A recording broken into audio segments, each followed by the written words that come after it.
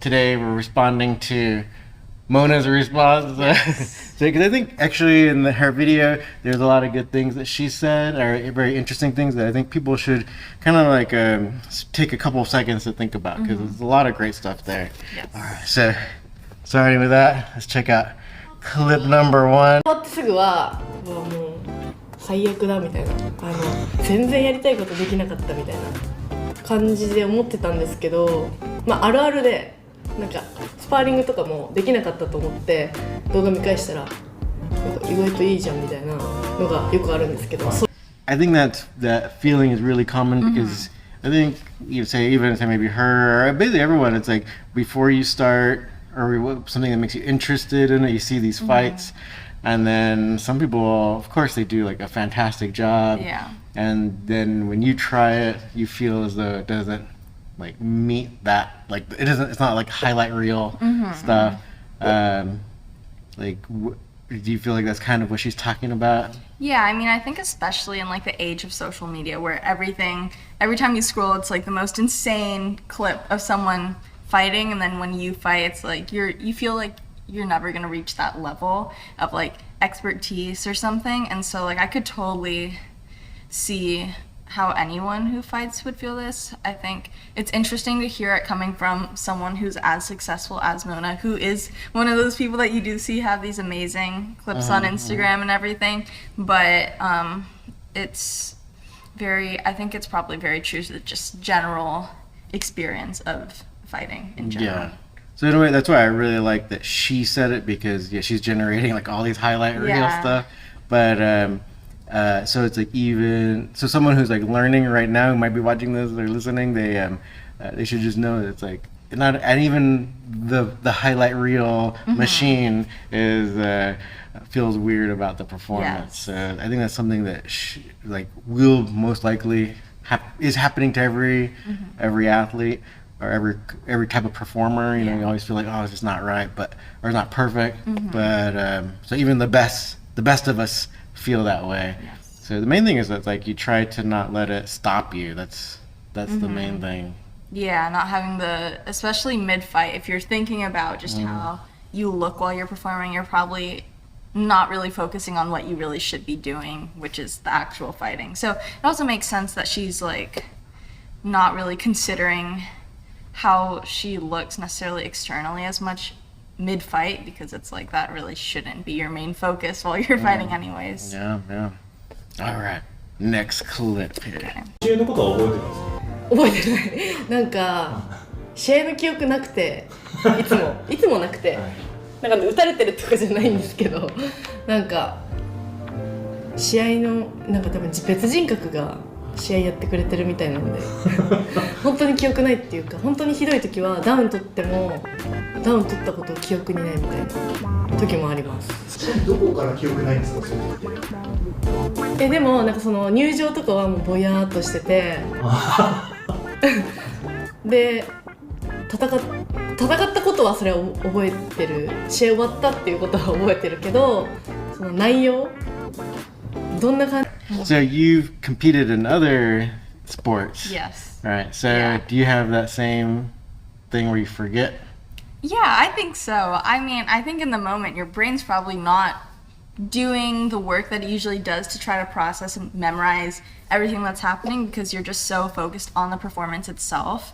And I think this is like not even like obviously throughout all different types of sports, but even beyond that, and like what you're saying, like performing and whatnot, I presume for the most part you're not really like thinking about every single moment throughout the entire thing, and it's a lot for your brain to process, right? Because especially when you're fighting, there's just so much happening all at once, so it's hard for your brain to both react to what's happening and like take it in and like actually process what's occurring. So it makes sense. Yeah, totally. And I think, say for her, she's at such a high level that I think that she's basically kind of describing like the idea of flow state, which is really popular right now. Or a lot of people are talking about it in sports and stuff. So I think she kind of is totally describing that, where it's like you have the whole idea where it's like you train so hard and you've reached such a level of proficiency, so that now you can just like react, or almost like act and be in that environment. So it's challenging enough where she has to react, but it's not like she's not able, or at least she's not thinking about it from an outside perspective. It's just all doing and like flowing. Yes. So I think that's one interesting thing that she brings up. That I totally. There's only, they say that for the fights I've had in Sanda, and then also even the grapplings and wrestling stuff. Usually, I only remember maybe a flash or two of something that maybe kind of in the fight. Maybe it made me feel like, oh, interesting, like, but that might be like just little clips of little things. Yeah, definitely. Yeah. All right, next clip here. 結構当たってましたね。ですね。これ結構いけたと思ったんですけどね。でも前蹴りってやっぱスリップで取られやすいんで、もうちょいなんかもう立ち上がれないぐらいの前蹴り蹴りたいですね。So I think the main thing is that she's talking about like her side kicks. So we call it like a side kick or side thrusting kick or whatever. I think they call it a front kick. Yeah, which is interesting. Yeah, because for me, I would think like a front kick is like the cheaper, the push kick. Yeah, with the toes up instead of horizontal here. But one of the things I thought that she said that was really interesting is she's like, oh, it's easy to slip them or whatever. It's like, well, apparently not for her opponent. Yeah, apparently not for most of them. She's taking out so many people with this kick. It can't be too easy. I mean, maybe by like, as the rounds progress, I could see how like maybe her opponent could start to like get an idea of how to evade, but at the same time, she usually knocks them out before that's able to happen. So I think the other thing she's kind of alluding to is that I think she totally wants to knock someone out with that kick. So hopefully that comes soon. I think a lot of it is the timing too. It's like she is kind of backing people up, but I think maybe if someone does happen to be coming forward really aggressively if she gets the timing just right, I think she could totally see a knockout.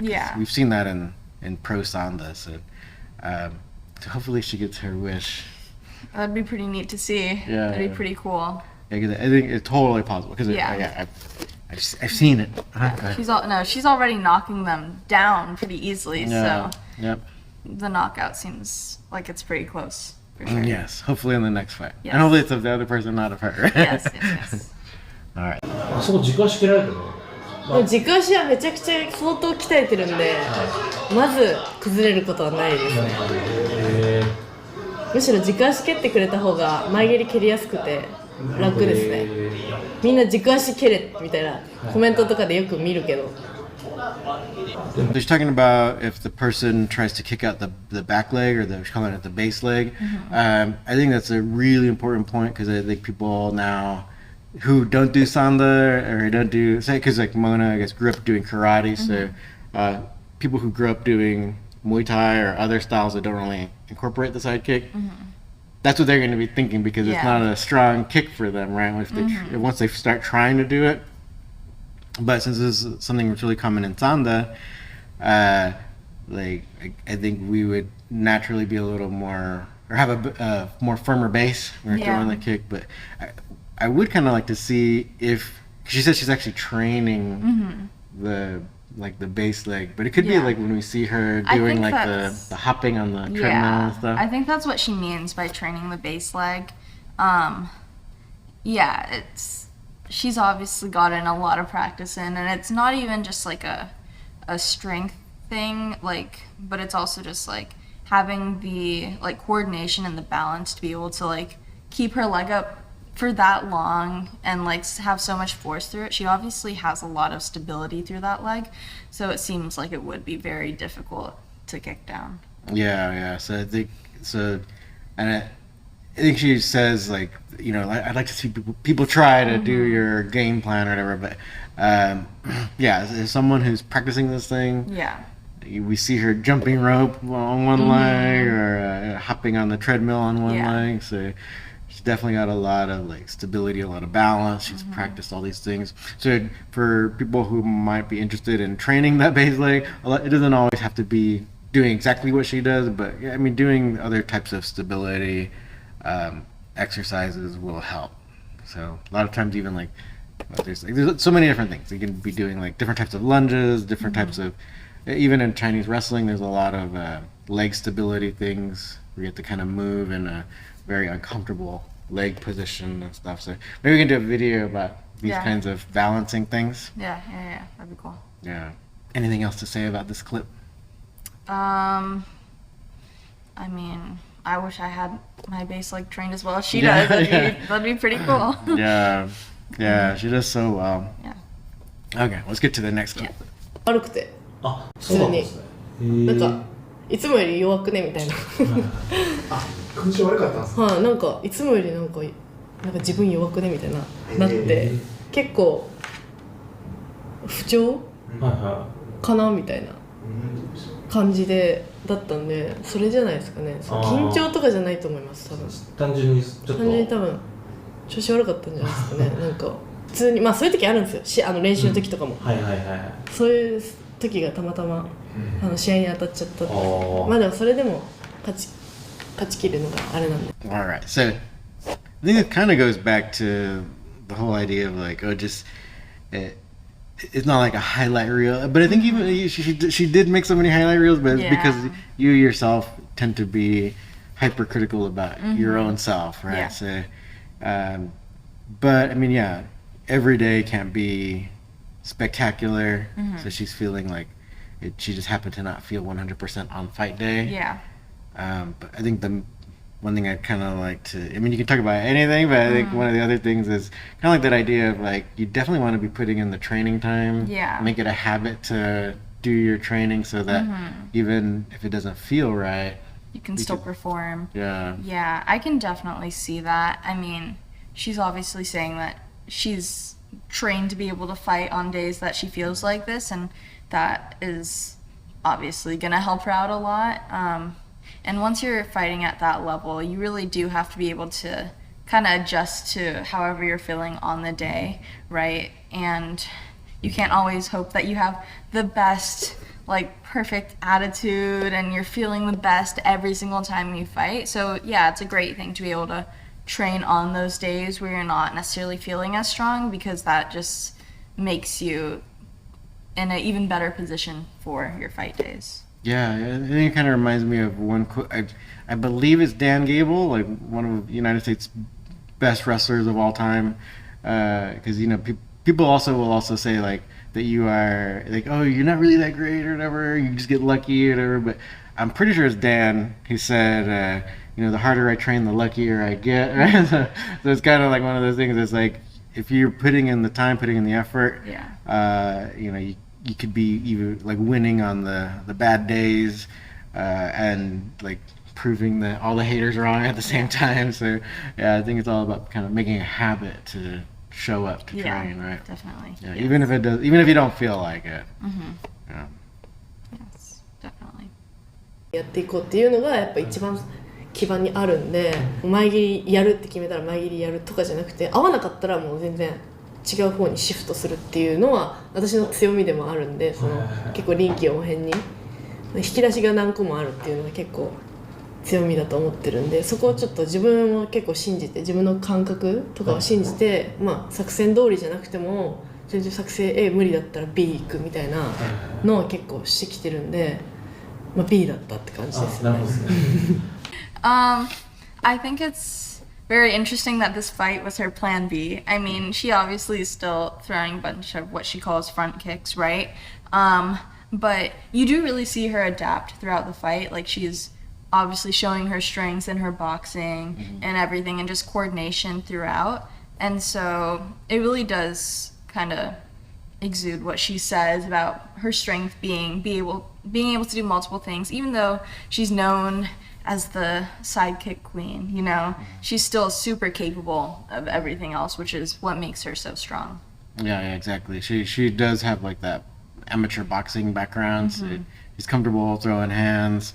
So I think ultimately it shows like this whole idea of like say even like the newer people who are successful in the current kickboxing generation are really blending these like the boxing and even like these traditional styles, right? Like in her case the karate. So using things that are not like the standard kickboxing or not the standard Muay Thai, because Muay Thai is considered to actually not be that great at pure boxing, right? Because they tend to they're considered to be like more like a 1 or 2 punch combo, and then rely like on roundhouse kicks and maybe like teeps and stuff. So I think people who are doing what like outside the box, like say like Mona and several others that are just like dominating in kickboxing right now. It's like they're blending these different styles that are, they're not trying to be like the next like big Thai. They're not trying to be Thai, right? And I think that's what's making them so successful. Yeah, definitely changing how kickboxing looks. For sure. Yeah. Yes. ほとんど勘で動いてるんで全てだから練習ではその蹴りの精度っていうところをやってると思うんですけど、ここら辺はもう勝負の勘みたいな。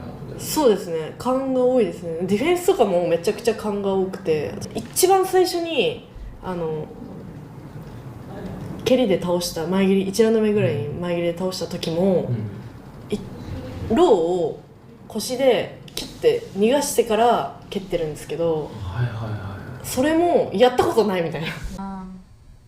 I mean, I think what she's saying about fighting on instinct is obviously bound to happen. You can't train for every single scenario, right? But it is amazing to see how she can really adapt and react so quickly. But it is just showing like her ability in the sport and her experience to think of the cool combos that she's able to throw out of instinct, like the one that was just shown. Like it obviously just shows that she's developed these movement patterns really well, even if she hasn't thrown those specific ones before.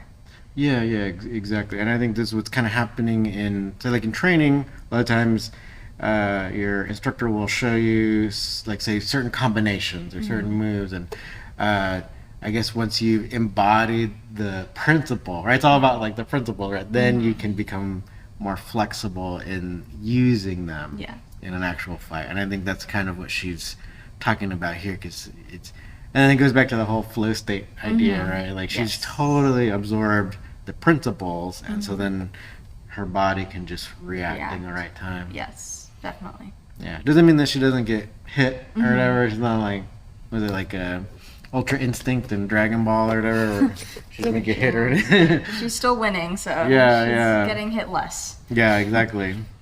これ見た人対策してくんじゃないかな。もうなんかできるならしてほしいですね。できるもんならっていう感じで。20年前からこの蹴りやってて、親とか空手の先生総出で対策してるのに一生負けなかったんだから無理でしょみたいな。私のこの20年間のこの蹴りを1ヶ月2ヶ月でどうにかできるわけなくないみたいな。だからやれるもんならやってほしいですよね。I really love her confidence throughout. I love her confidence and her ability. I think that's really great to see. And yeah, if she's so proficient at it, it does at this point obviously seems like she's pretty unbeatable. I mean, we did cover like how to defend against this kick, but at the same time, like she was saying, she has punches and other ways to fight and surprise you. So she's very strong for sure.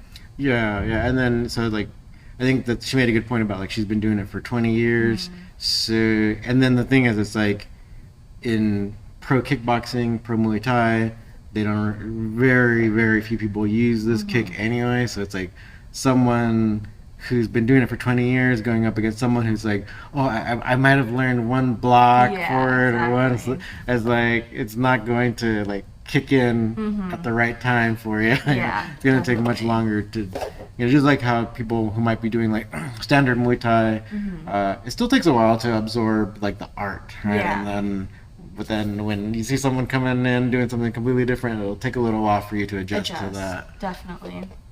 So the sidekick is really one of my favorites, one of my all-time favorites.